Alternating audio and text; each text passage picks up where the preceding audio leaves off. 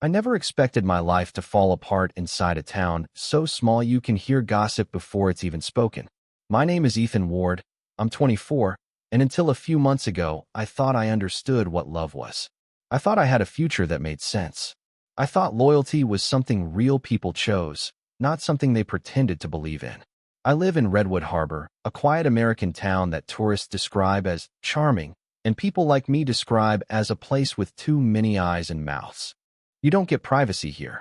You get judged. You get whispered about. You get remembered for your worst moment forever.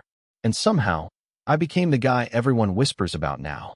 Her name was Marissa Cole, 23, the kind of girl who didn't just walk into a room, she changed the air in it.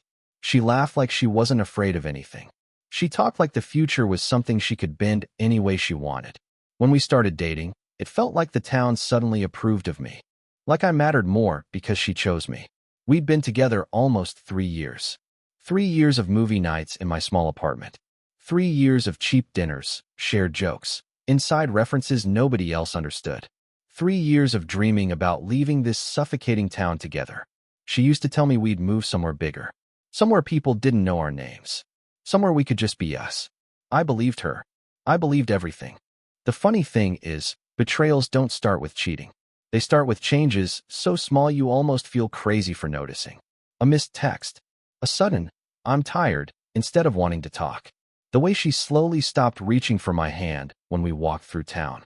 The way she smiled to herself sometimes, like she was living in a world I wasn't invited into. It began one cold evening last fall. We were sitting in my car outside her house. I remember the streetlight flickering. I remember the warmth of her perfume. I remember her laughter suddenly sounding different, like she was acting. She said goodnight too fast. She didn't kiss me the way she usually did. It was quick, distant, like a favor. Something in my chest tightened, but I told myself not to be paranoid. People change. They get stressed. They get tired. But then it kept happening. She started canceling plans last minute. Started saying things like, "You worry too much," whenever I asked her what was wrong. She began dressing up more when she said she was just running errands. Started wearing perfume to study nights. Started locking her phone, turning it face down, laughing at messages, and then clearing her notifications. And all I did was tell myself I trusted her. Because you're supposed to trust the person you love, right? I didn't know it yet, but that was the beginning of the story I'm about to tell. The story of how I lost the girl I loved, the future I believed in, and the version of myself that thought loyalty was guaranteed. I didn't know it yet, but everything was already breaking. The strange part wasn't that something felt wrong. It was that everything around us looked normal enough to convince me I was imagining it. She still called me babe. She still hugged me hello. She still posted pictures of us every now and then.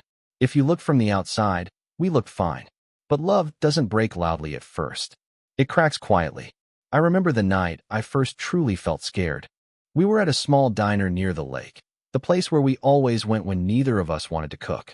The waitress, who had known Marissa since high school, kept glancing at us. Not curious, not friendly, pitying. That look people give you when they know something you don't.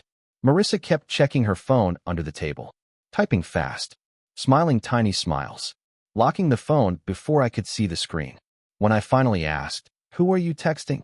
she didn't even look guilty. "Just Ava," she said casually. "You're being weird." Ava was her best friend, so I told myself to calm down. But later that night, when she went to the bathroom, her phone lit up on the table. It wasn't Ava. It was Daniel. No last name, just a first name. I didn't touch the phone. I didn't need to. My stomach already knew what my brain was trying not to understand. When she came back, she saw my face and instantly became defensive. "What?" she snapped. "What did I do now?" I didn't accuse her. I didn't yell. I just said, "Who's Daniel?" Her eyes flickered, just for half a second, but I saw it. That small, terrified spark of being caught. She recovered fast. "He's just someone from work," she said. "Relax. You're getting paranoid." I should have pushed harder. I should have asked more. But instead I apologized. I felt stupid for doubting her. I told myself I was insecure. I told myself I could ruin something good by being suspicious. She kissed me then, long and slow, almost like an apology, almost like a distraction. And for a moment, I let myself believe I was wrong.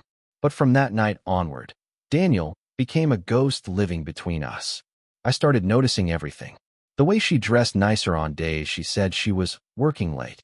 The way she suddenly turned away from me when she changed clothes. The way she got annoyed any time I asked about her day. "Why are you acting like a detective?" she'd say. "Why don't you trust me? Do you want to push me away?" And so I stopped asking. Because loving someone sometimes makes you choose silence over truth. Weeks passed. The town kept spinning.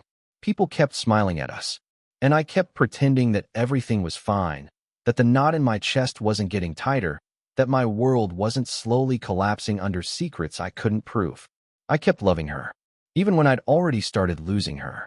There's something cruel about living in a small town while your relationship is falling apart. The streets don't change. The people don't change. The buildings still stand like they always have. But you do. You walk past memories that no longer feel safe. Everywhere I went, I saw us. The bench by the lake where we sat wrapped in each other. The grocery store aisle where we argued over cereal brands like a married couple. The old movie theater where she'd fall asleep on my shoulder. And yet, lately, when I walked alone, people watched me a little too long. One afternoon, my coworker Luke pulled me aside at work. He's the kind of guy who never takes anything seriously, always joking, always relaxed. But that day, he looked almost uncomfortable. "Hey, Ethan," he said quietly. "Can I ask you something? And don't get mad." My heart dropped instantly. "What?" He scratched the back of his neck. Avoided eye contact. "Is everything okay between you and Marissa?" There it was again. That look. That careful tone. That pity. "Yeah, I lied." "Why?" He hesitated, then sighed like he hated himself for saying it. "Because I've seen her around town lately. And she wasn't alone." My throat felt like it closed. "With who?" I asked, though I already knew. I think a part of me always knew. He swallowed. "Some guy? Tall. Dark hair. Looks older than us." They looked close. The world didn't explode. It didn't crash. It just dimmed. I tried to laugh it off. Probably her coworker. She mentioned someone. Luke didn't look convinced, but he nodded. "Yeah, maybe. Just thought you should know." When I drove home that night, my hands were shaking on the steering wheel. Every red light felt too long. Every second felt heavy. My brain kept replaying Luke's voice. They looked close. When I got home, I sat in the car for 10 minutes, trying to breathe normally. I didn't want to accuse her without proof. I didn't want to become the jealous boyfriend stereotype. But something inside me snapped quietly. So I did something I never thought I'd do. I went through her social media. Old posts. Old comments. I searched for any sign of this Daniel. Nothing. No tags. No photos. No traces. It was worse than finding something. It meant that whatever this was, she was keeping it hidden on purpose. Later that evening, when she came over, she acted perfectly normal. She hugged me, smiled, kissed me like everything was fine. I watched her laugh at a dumb show we were watching and felt this strange split inside me. Half of me still deeply in love, half of me drowning in doubt. When she went to shower, her phone buzzed on the couch beside me. "Are you free later?" "Daniel." I didn't breathe. I didn't move. And for the first time, I didn't feel paranoid. I felt betrayed. People always tell you cheating is obvious. Secret smiles, late-night messages, unexplained absences. But when it's happening to you, denial becomes a survival instinct. I stared at that message like maybe if I blinked enough times, the letters would rearrange into something harmless. They didn't. When she came out of the bathroom, wrapped in a towel, hair dripping, she saw my face instantly. "What happened?" she asked.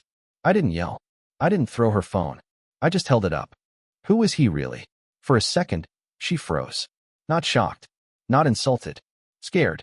Then she grabbed her phone fast, like it was a weapon someone was trying to steal. "He's my coworker," she snapped. "Stop snooping through my stuff." "That's not a coworker text," I said quietly. "Just tell me the truth." Her jaw tightened. "I don't have to explain my conversations to you." My chest actually hurt. "You do when they look like that." Silence stretched between us. Heavy. Sharp. I watched her mind racing behind her eyes. She wasn't thinking of a truth. She was choosing a lie. "You've become obsessive," she finally said. "You're suffocating me. You question everything I do. No wonder I barely recognize you anymore." It was a clever reversal, making me the problem, making my pain look like paranoia. I almost fell for it, almost apologized. But then her phone buzzed again. "I miss you, Daniel." This time, she didn't get to it first. I saw the words. Her face drained of color. My hands went numb. "Tell me I'm wrong," I whispered. Please, just tell me I'm wrong. She didn't. She just stood there, staring at the floor, breathing fast like the room was shrinking. And that silence hurt more than any confession could have. Finally, she whispered, I didn't mean for this to happen. That sentence shattered something inside me. Not, nothing happened. Not, he's just a friend. Not, you misunderstood. Just, I didn't mean for this to happen. I sat down because my legs suddenly felt weak. How long? I asked. Her voice was tiny. A few months. Months. While I kissed her, held her, trusted her, dreamed with her. She was already gone. He understands me, she said softly, like she was explaining bad weather, not destroying my life. He listens. We just connected. Connected. I laughed, but it wasn't a real laugh. It was the kind that comes out when crying feels too dangerous. So while I was busy loving you, I said, you were busy replacing me. Her eyes filled with tears. It wasn't like that. Then what was it like? I asked. Because from where I'm standing, it looks exactly like that. She didn't answer. Instead, she cried. And I realized something else. She wasn't crying because she was sorry. She was crying because she'd been caught. I wish I could say I kicked her out that night. That I stood up, found my self-respect, and walked away like someone who valued himself. But heartbreak doesn't make you strong. It makes you desperate. We sat there for what felt like hours. She cried. I stared at nothing. My chest felt hollow. Eventually, I managed to ask the question I was terrified of. Did you sleep with him? Her silence answered before her voice did. Yes. There's a kind of pain that doesn't scream. It just drains the color out of the world. My apartment suddenly didn't feel like mine. The walls felt too close. The air felt thin. How many times? I whispered. I don't know, she said. That hurt even worse. I wasn't even worth counting. I tried to stand tall, tried to be strong, but instead I broke. Completely. Tears I didn't know I still had started falling. She tried to hug me. I pushed her away. Don't touch me. She kept saying she didn't plan it, that it just happened, that she didn't want to hurt me. But people don't accidentally cheat for months. They choose it, over and over again. Eventually, I said the words I never thought I'd say. Leave. She looked shocked, like somehow she expected to stay. Like she'd imagined we would argue, cry, and then go back to normal. Like betrayal was something we could patch with apologies. Ethan, leave. I repeated, louder this time. She hesitated, then slowly grabbed her things. She stood by the door, mascara running down her face, looking at me like I was the one abandoning her. I still love you, she whispered. I laughed bitterly. No, I said. You don't do this to someone you love. Then she left, and the apartment felt so quiet it hurt. No sound, no breathing except mine. Just emptiness. I sat on the floor for a long time. I don't know how long. Hours maybe. I kept seeing images I didn't want. Her laughing with him, touching him, choosing him. I kept hearing her voice saying, a few months. I kept thinking about how many times she'd kissed me after being with him. I wanted to disappear. But in Redwood Harbor, disappearing isn't an option. Because the next morning, everybody knew. Small towns have a way of tearing you apart without ever raising their voice. By morning, it felt like every corner of Redwood Harbor had already heard my story. I didn't post anything. I didn't tell anyone. But secrets travel here faster than cars.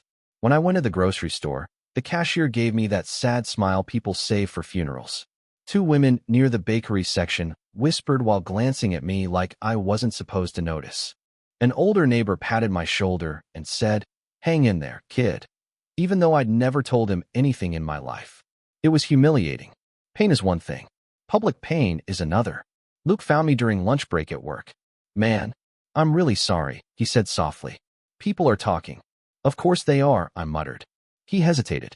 Do you want to know who the guy is? A part of me didn't, but I nodded anyway. His name's Daniel Pierce, he said. 30. Works at the marketing firm she joined. Divorced. Lives just outside town. People say he's charming. Charming. Older. Experienced. Confident. All the things I wasn't. I didn't say anything. I just nodded, like this was information I could actually process, like it wasn't crushing me further.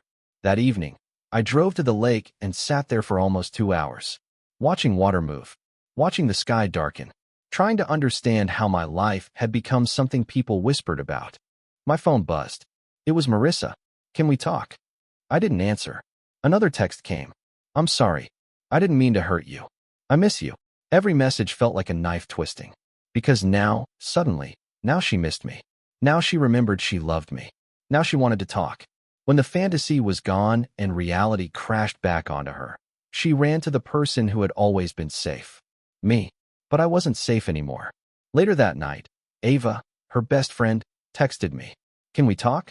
I think you deserve to know the whole truth. The whole truth. Meaning, there was more. And as broken as I already was, I knew I needed to hear it. Even if it destroyed what was left of me. Ava asked to meet in person. We chose the park, neutral ground. When I arrived, she looked nervous, like she was about to commit a crime just by talking to me. I'm not defending her. Ava started immediately. What she did was wrong. Really wrong. But you should understand how it happened. I didn't want understanding. I wanted the pain to stop. Still, I nodded. She took a slow breath. It didn't start physical. It started emotional. My stomach tightened again. They worked together a lot. Ava continued. Long hours. Projects. He made her feel special. Seen. Smart. She liked how he talked to her. She liked how he treated her like she was extraordinary. I swallowed hard. So I didn't. I asked quietly. Ava shook her head fast. No, Ethan, she loved you. She really did. But she started confusing excitement with love. Daniel was new. Different. She liked feeling wanted in another way. That word again. Wanted. So, when did she cheat? I asked. Ava looked down. The night she told you she was working late, and you brought her food? She wasn't working. A wave of nausea rolled through me. I remembered that night too well. Standing outside her office. Knocking. No answer. Calling her. No answer. Leaving the food by the door like an idiot boyfriend trying to be thoughtful. They were together. While I was outside. Waiting. Ava's voice broke. She knew it was wrong. She cried about it. She said she didn't know how to stop without hurting you. But she kept going anyway. I felt sick. Physically sick.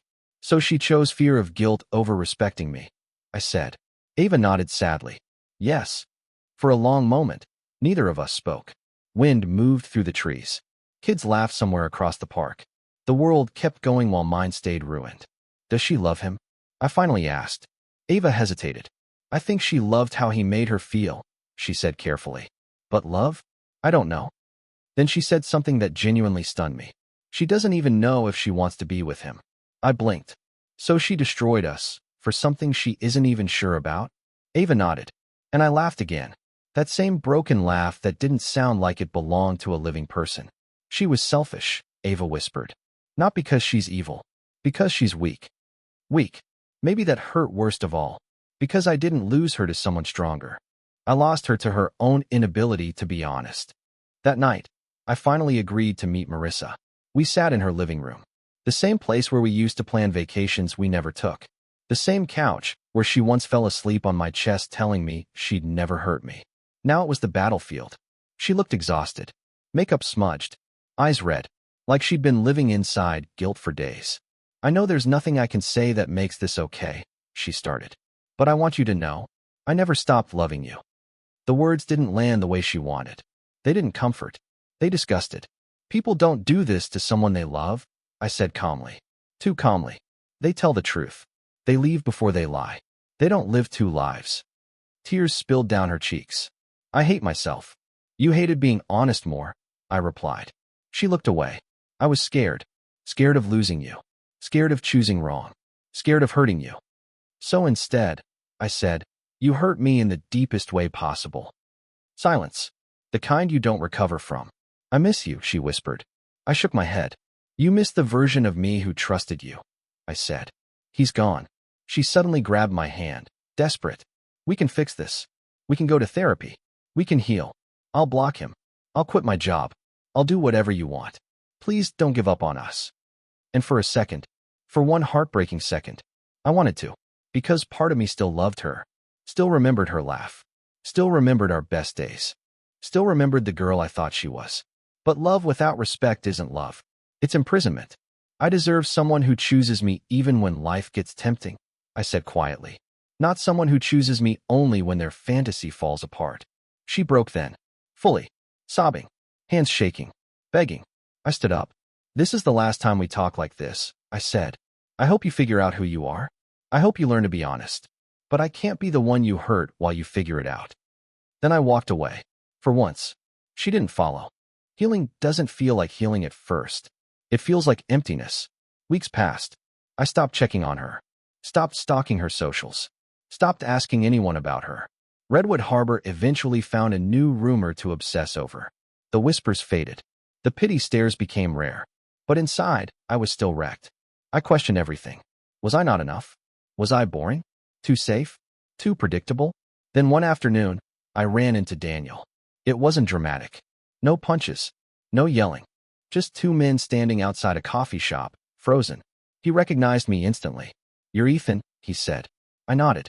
"You're Daniel." He looked guilty. Not proud. Not victorious. "I'm not going to pretend I'm innocent," he said. "What I did was wrong. I knew she wasn't single. I should have stopped it." I didn't respond. I just stared at him. "But for what it's worth," he continued, "she talked about you a lot. Not in a bad way. In a heartbreaking way. She loved you. She just didn't love herself enough to be honest." It was strange hearing that from him. The man who helped destroy my relationship was telling me she loved me.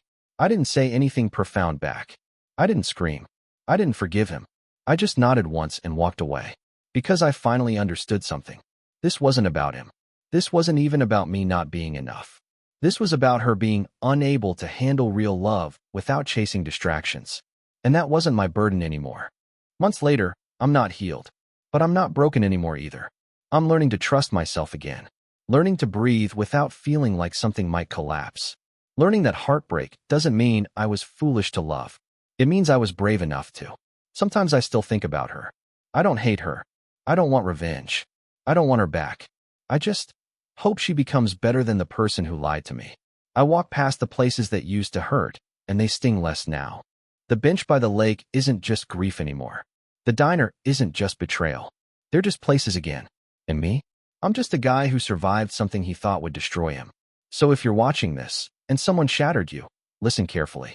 You are not broken because someone failed to value you. You are not worthless because someone chose excitement over loyalty. You are not weak for loving deeply. They were weak for not being able to. Love isn't proven by how hard you chase someone after they betray you. Love is proven by how much you respect yourself when they do. And I finally respect myself again. This is my confession. This is my closure. This is me finally letting go.